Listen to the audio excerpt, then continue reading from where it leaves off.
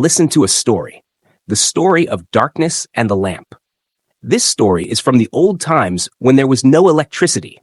There were no streetlights, so at night the streets would be enveloped in darkness. People would rush to finish their work and go home before nightfall. Since there was no electricity, people used oil lamps to light their homes. In those times, there lived a blind man in a small town. Children, a blind person is someone who cannot see. This blind man did all his work by himself. Every day, he would go to the well to fetch water, where others would also come to draw water, forming a long line. The blind man would also wait for his turn, but people were very considerate and would let him fill his water without waiting in line. He was a very proud man and did not want anyone to pity him. No matter how much he insisted on waiting his turn, people wouldn't listen and would fill his water pot immediately. He would thank them gratefully and return home, feeling somewhat embarrassed. One day, the blind man thought, "People pity me for no reason. Why don't I fetch water at night instead of during the day? Everyone goes home when it gets dark, and I don't care about the darkness since I can't see anything anyway. Day and night are the same for me." With this thought, he didn't go to fetch water during the day and waited for nightfall. As soon as it got dark, he placed the empty water pot on his head, took a lit lamp in his hand, and started walking towards the well. Children, you must be thinking, if the blind man cannot see, why did he carry a lit lamp? Isn't it an interesting point?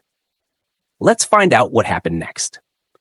On the way, some mischievous boys who knew the blind man saw him carrying the pot on his head and the lamp in his hand, and they were surprised. One of the boys, thinking of a prank, went up to the blind man and jokingly asked, "Hey, sir, what treasure are you looking for at this hour with a lamp in your hand?" His friends laughed at this.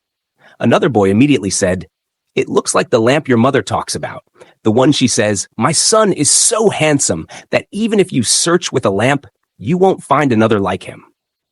The boys burst into laughter and rolled on the ground laughing. Hearing the commotion, more people gathered around. The blind man, calmly smiling and listening to their conversation without taking offense, started to move forward. The first boy mocked him again. "Sir, at least tell us the secret of the lamp.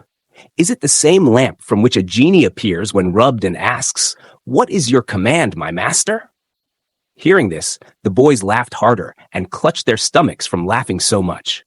Without any anger, the blind man kindly addressed the boys. "Brothers, I am blind, and this lamp is of no use to me. I have brought it along so that no one, blinded by ignorance, bumps into me and breaks my pot." The people standing around were impressed by the blind man's wisdom and laughed at the foolishness of the mischievous boys. The boys, who thought they were clever and making fun of the blind man, ended up being laughed at themselves and were deeply embarrassed in front of everyone. Children, this is why it is said that you should never make fun of someone because of their weakness.